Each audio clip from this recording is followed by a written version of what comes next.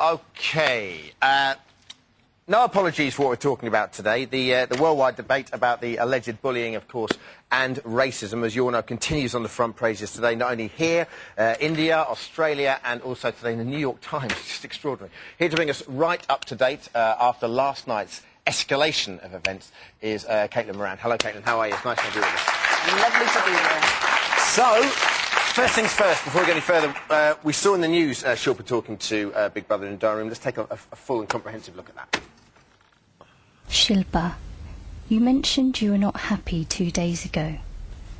Big Brother noticed you had a conversation with Cleo in the bedroom following an argument with Jade. You implied you thought the differences between the two of you could be racially motivated. No, actually I take that back.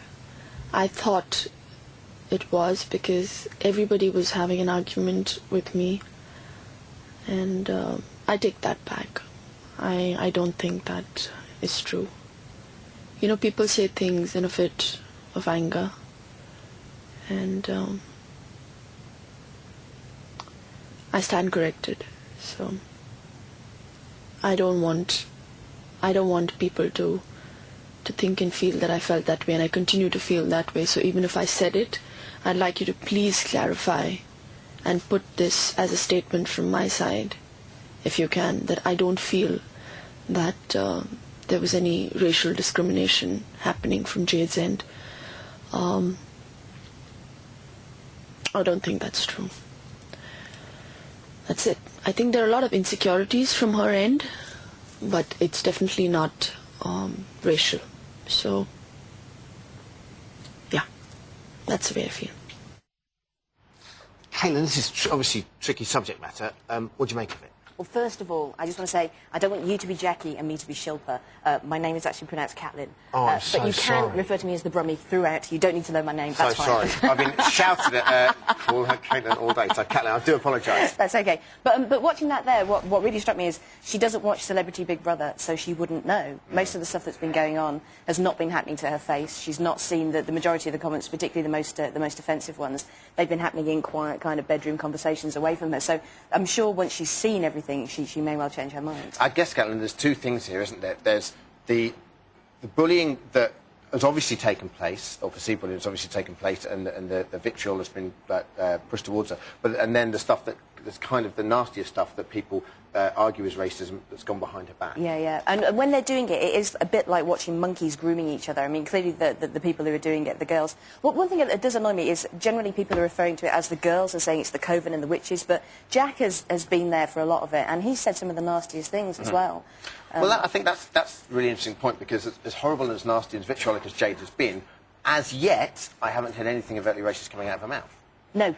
No, whereas Danielle has, and usually to an immediate shocked silence, and then people laugh nervously afterwards. There was one comment she made about Shilpa's curry that was kind of, I can't remember what it was, and then everyone was quiet for a minute, and then they kind of laughed nervously. So the obvious divide between Shilpa and the younger girls, and of course Jack, is it race, culture, class, jealousy, or a little bit of everything? It's a little bit of everything, isn't it? But I mean, I think one of the, I mean, there's been a big argument about whether it's racist or not, and if you're using things that you know are offensive, to, you know, if you're using, you know, talking about malnourished Indians, you know, even if you in your heart are not racist, if you're using that as a weapon to hurt and demean someone, what is the difference between that and just being outright racist? You put it very well in your column that you wrote in the Times. Is it like, would you say there's like a fader switch? Yeah, there's a dimmer switch of racism, and at this end there's being on a bus late at night and a black kid in a hoodie getting on.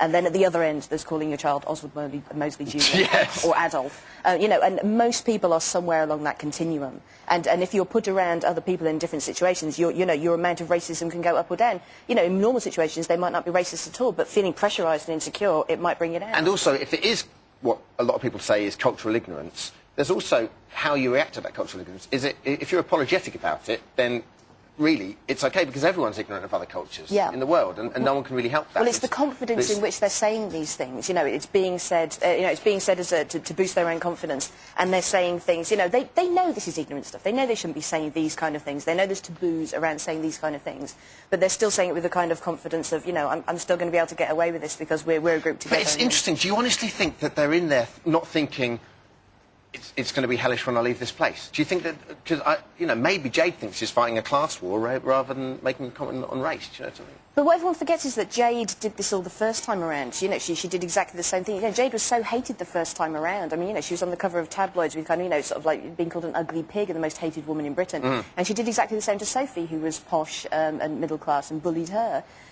So yeah, I mean, she's not learnt that lesson at all. She's done exactly the same thing again. Sure. If she leaves, the speculation that Shilpa and Jade hasn't been confirmed yet are up for eviction. If Jade does go, which if she is up, is likely. Yeah. What can she do to turn her public image around? Well, if she did a reality TV show where she went to India, maybe with Shilpa as her guide, and kind of learnt about the ways, and, you know, became less ignorant and stuff, maybe that would work. But I think it's going to be difficult for her. Yeah. I mean, Paul Morley yesterday was making a very good point that that maybe we're getting to the point where people who are famous for nothing other than themselves, maybe we are getting to a point where we want to start getting our revenge on them. Like, Sure. you know, what have you actually given me, you know, culturally? Maybe, you know, maybe you're going to start turning on these people. Okay, let's take another look at what Shilpa had to say. What was it at the time that made you think that Jade's behaviour could have been racially motivated? I don't know. Just the way she kept snapping at me. The way she kept talking to me, and the way she kept thinking that... She kept believing, and she kept hyping up this whole thing in her head that I was a cut above the rest, which is something that I never ever portrayed. I'm just a human being like everybody else. Only my color is different. But she kept, I don't know, singling me out, or she kept looking at me with a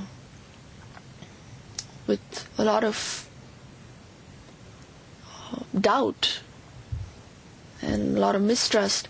So I think it's just a sequence of events that created that misunderstanding and made me believe for maybe a fraction of a second that it was, I thought she was being racist, but I don't think so today in hindsight that she was being racist. I think that's being too presumptuous on my part, and I give her the benefit of the doubt that she is someone who's